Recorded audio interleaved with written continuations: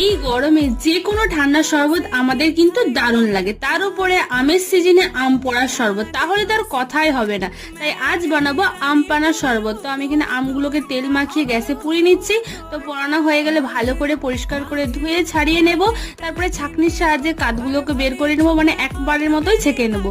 তারপরে ওর মধ্যে দিয়ে দেবো পরিমাণ মতো চিনি, বিট লবণ, সাদা লবণ আর দিয়ে দেবো গোলমরিচ গুঁড়ো। তারপর সবগুলো একসাথে ভালো করে মিক্সড করে ঠান্ডা জল দেবো, আর ওর মধ্যে দিয়ে দেবো বরফের টুকরো।